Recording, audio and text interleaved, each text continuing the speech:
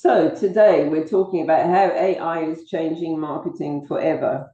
Um, I have been spending, I would say, the last 8 weeks on every webinar that is being put out there by the people who deal with the Fortune 500 companies. There's a lot to learn, but what is really frightening is the fact that people are arguing about what we should be doing. And nobody really knows what to do. People are coming out and saying, well, let's try this. So we're going to talk through what we know we can do and some of the things that we can think through for the future. So the three things that I'm going to address today are how the move towards A1 search has been affecting your business, what the changes are, and what you can do to work with AI, not against it. So this kind of shows you, I mean, when I started in this type of business in 97. I came to America the end of 97. I'd never used email, anything. And suddenly I arrived here. I did graphic design work for a client. And they said, I want a website. And it was like, whoa, I don't even know what that is. And by stealing code from Amazon, which was the main website out there, I managed to put together simple websites. And then I obviously grew a big company. And I saw most of the evolution of these search engines. And of course, the biggest one is Google. So it is being said that this is the biggest change in search for 28 years, which should be exciting. Some people are excited, some people are petrified, and it really is a huge change. We started off with traditional search. And what that means is that if somebody's looking for an interior designer, they go to Google and they type in interior designer or interior decorator or interior designer near me. There are certain terms that we've always used for keywords, but AI doesn't work in the same way at all. AI is like having a cube.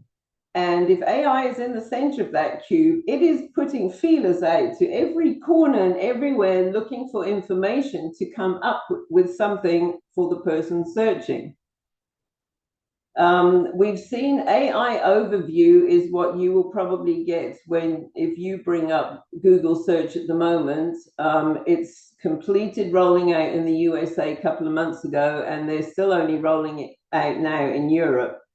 And then there's going to be a next generation called AI mode, and then a further one, Google SGE. Okay, I tell you, the words they use in this is enough to drive you crazy. But all I know is that everything is going to keep changing all the time. And so I've given this presentation last week would have been the second time, and I had already made changes from the first time I gave it. And this week I was just checking what was going on, and Google announced Moveera, a state-of-the-art retrieval algorithm, blah, blah, blah. Okay, so basically what that means is they've already come up with another way to make AI search faster because people have been complaining. So when I say this is changing, AI is changing all the time, I mean it. So some of the issues here, as I've just said, it's constantly changing. It's a new technology. Google is not the only one that is working on AI. There are 5 or 6 companies out there doing it.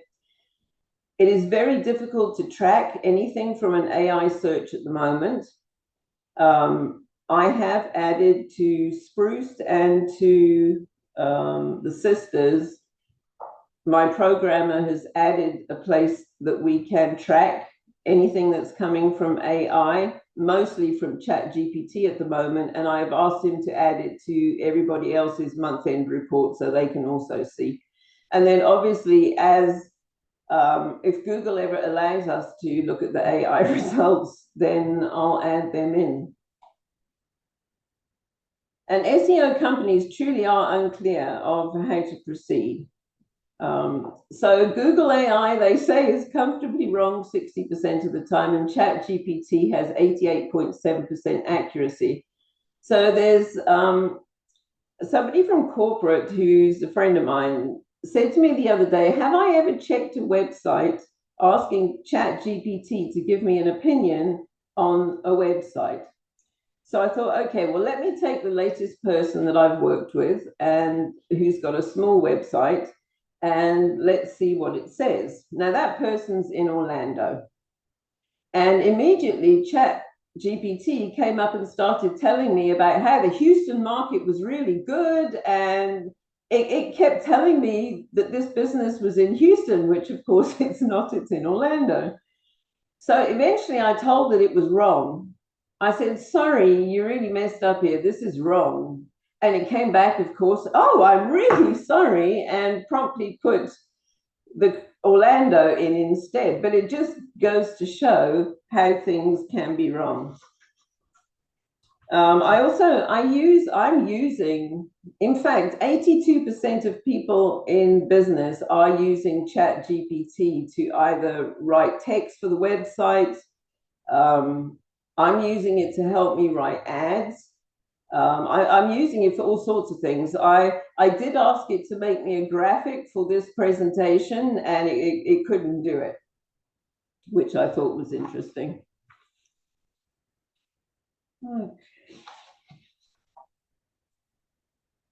So Forbes put out an article 2 or 3 weeks ago, and I'm going to send you a separate link so that you can read the article. But basically, the top corporations in America, and I'm talking e-commerce, I'm talking Pottery Barn, I'm talking big names here. They saw up to a 64% drop in clicks in the last couple of months. So if they are feeling the pinch, I mean, one can only imagine how you guys are feeling the pinch. So these are specific issues. There's a huge impact on visibility, and I'm going to show you a Google page when I've gone through this, and just show you how your results are being pushed right down. So you're not visible. One of the things was last year, there was an article leaked to the press from Google where Google actually said that small businesses are not of great importance to them. Well, I think one can see that if one goes to do a search on Google, because it brings up all big names. So I haven't got there yet, but I'm going to say it now. The best thing that you guys can do is to keep, or I have to keep updating your Google business profile, which is what Google looks for when it's looking to give local search, which is what the majority of you are doing. So that's one way to counteract this. Okay, so here is a current page, and the query I put in was interior design. The good news is that I have tried every single day, several times a day, to put in interior designer. Sometimes I've added a place, and not once in about 2 weeks has an AI overview come up. What's come up is business profiles, maps, and proper companies. So AI isn't trying to churn out results for you guys, for designers. So at the top of the page, you have the AI overview, and then the AI gives you a couple of websites it thinks you should look at, and then you can show more, by which time you're down the rabbit hole. It's like being on Instagram, you'll never be found for the rest of the day. Then it puts in a bunch of questions. And then where this dotted line is, if you were ever in newspapers, you know what that means. It means that anything below this is below the fold. It's probably below your first screen on a laptop. And that means that anything to do with your ads, anything to do with you at all, is below the first screen. So this is where your visibility is disappearing. Okay, so if AI is going to prove useful for us, then we need to know what it's looking for. So it's looking for anything that is quality. It wants relevant content. I've had some of my clients say to me that there's too much text on the website. A few years ago, we were told not to use long-tailed keywords.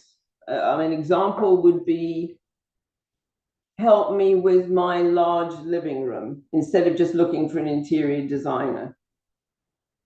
So now they've turned around and they're saying, no, we now need to write long-tailed ones because that is what AI is looking for. So we even more so now need to take keywords that are relevant to you, interior designer in Houston. We'll stick to Houston. Interior designer near me in Houston is what AI is looking for. So that needs to be written into the text, because when AI goes looking, they're looking for something to match what someone's searching for. So I'm going to have to go through and really see long searches that people are doing and see how I can add that into your text. Now, some people say that AI likes it if the text is written by AI, and some people say that it doesn't. I have not, I really couldn't answer that. I use AI for a lot of text, but I also go back in and make sure it's personalized, because that's the worst thing. It always looks the same. You can always tell when somebody has used AI. Your social media is like going to be one of the biggest things. And I'm going to ask Caitlin Ostruska, who has Caitlin Scott. She has done really well with her social media. She has lots of followers. And it's not because she just started when she had Decorating Den. She did start before, but I think she has shown how good she is at it, and she knows reasons why. So I'm going to ask her to do a webinar for you guys. I've been talking to several of you lately about going to LinkedIn. LinkedIn is really important at the moment. And I think it's really important because those are business people on there, and they're probably the ones that can afford you. So you need to be on there. I know Tony Vanderhulst is always posting there. I can't think of anyone else right now, but it's a good place to be. And then Google is saying, this is what Google says, you must focus on EEAT, experience, expertise, authority, and trust. And here's a little diagram. So AI wants you to prove all these things. And when you can prove all these things, it's going to show you your company, your business. So at the moment, probably Pottery Barn or somewhere like that is always going to come up, because first of all, the name is known. It's a known name. And that's one of the most important things. So what we're looking at here is, does your company have people with experience? Do they have the skills? Are you a go-to source?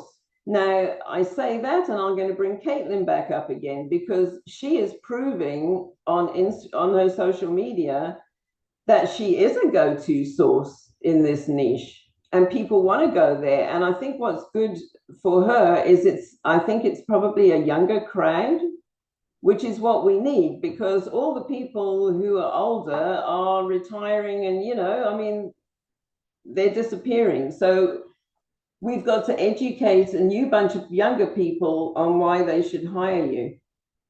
So those are the things that Google is looking for.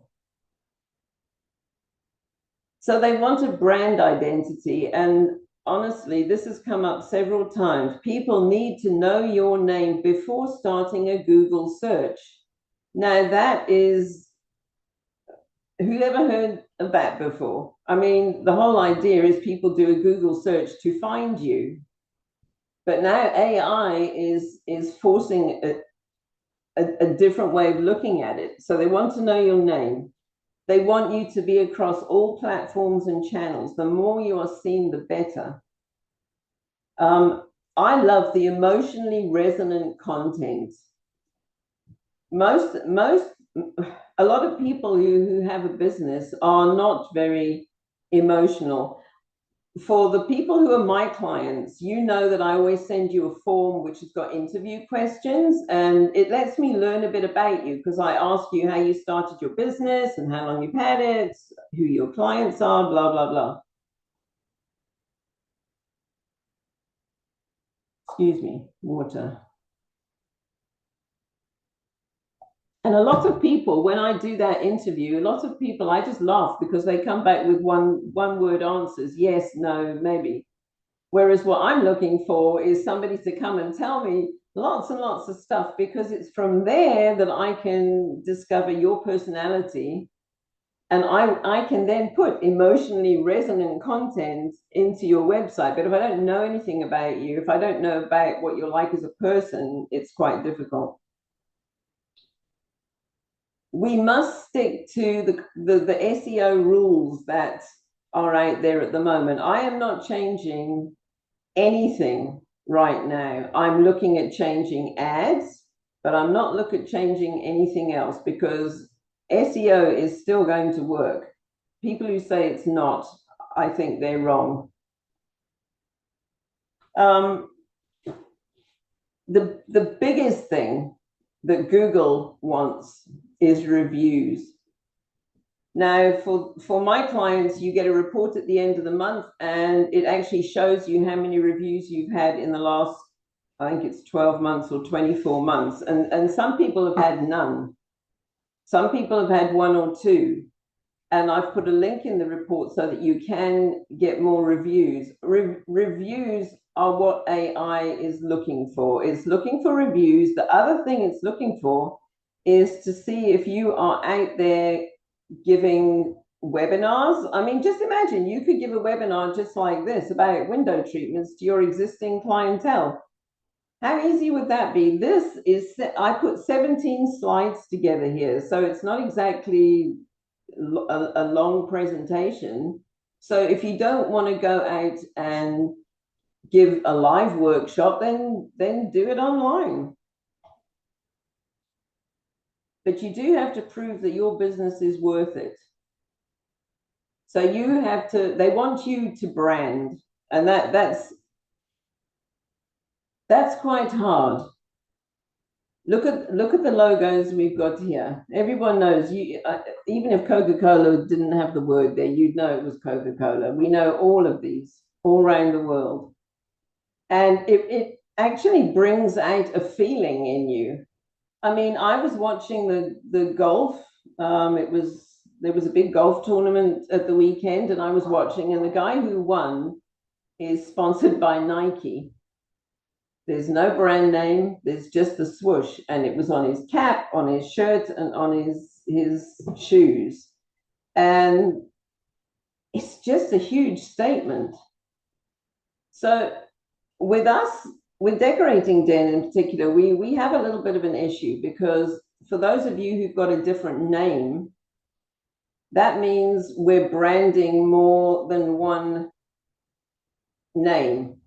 It means we're branding Decorating Den Interiors and you. And if you've thought up your own name, you've got to brand that too. So it is very tricky.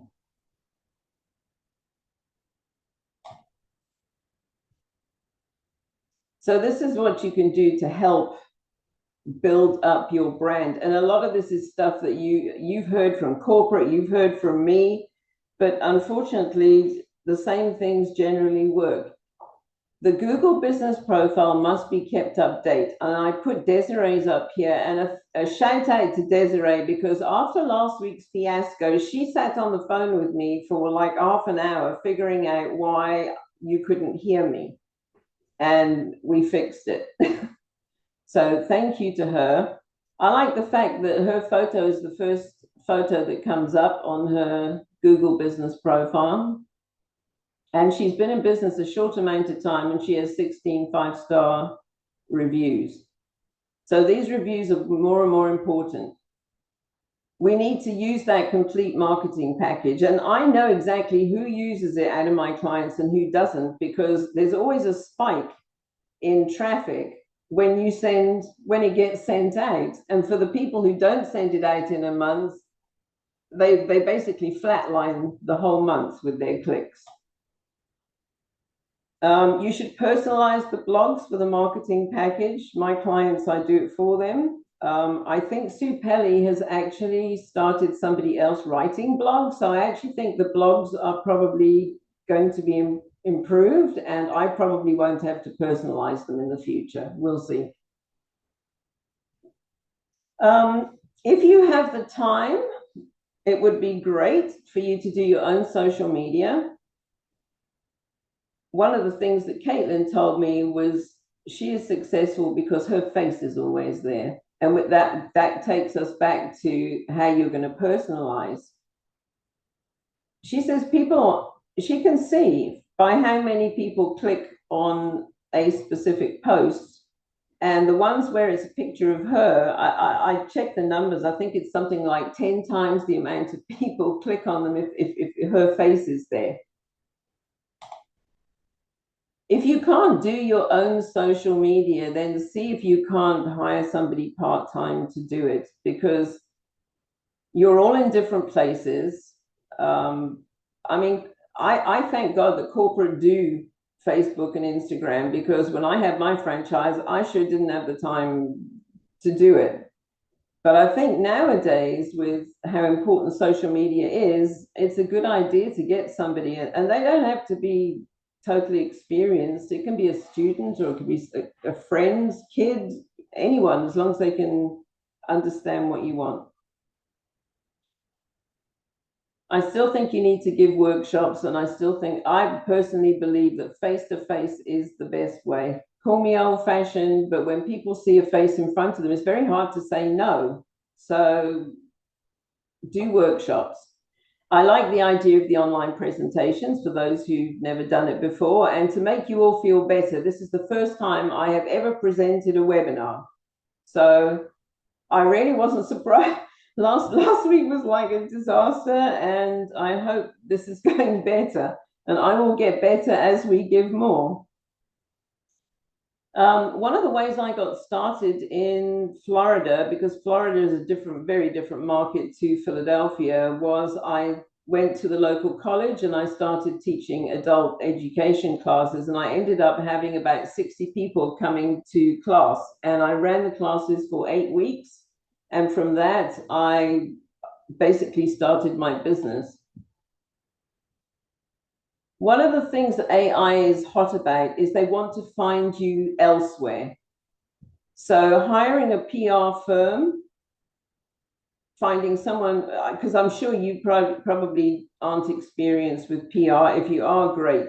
If not, hiring a PR firm can do you a lot of good. If you want to start doing events, they can make sure the event gets out there, but they can get you into newspapers. They can get you where you probably can't get yourself. And that's another thing that AI is looking for, is to see that you're being found out there. Like Decorating Den and Elle Decor organize these articles. I would suggest you ask if you could have an article that is just yours. Marnie Sugarman, who's in the Northeast, she just had an article in Elle Decor, actually, I think it was like 18 months ago. And it was just her, not one of these ones where there's several people sharing it. Home shows. A lot of people go, oh God, home shows. When I was in Philadelphia, it wouldn't work down, I don't think it would work down in Philadelphia, in Southwest Florida, but in Philadelphia, we regularly did home shows, and we got a lot of business from that. In fact, I would say about a quarter of our business came from home shows. And the last thing here, and there's 100 other things that could be done. These were just the ones that came to my mind for a page. And the last thing is to target high-end areas that you want to deal in, and target them with your own postcards that you've got from Vistaprint. You can get the addresses yourself, and just choose one small area and just keep targeting them if they're the right client. And I find that works.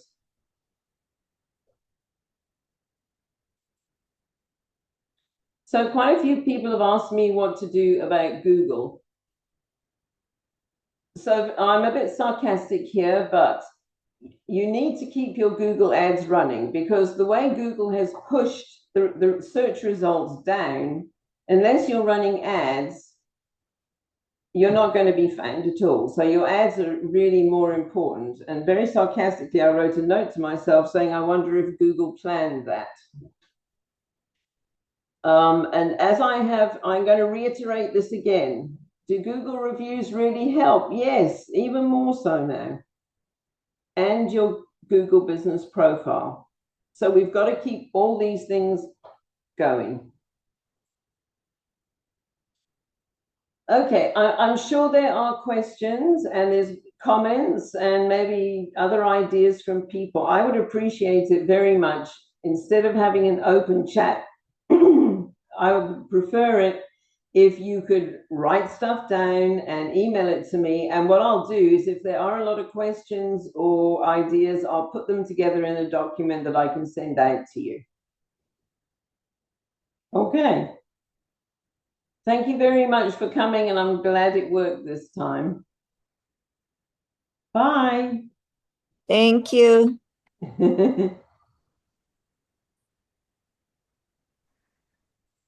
Bye, Sue. Thank you so much. Bye. You're welcome, Annie. Thank Thanks, you. Bye.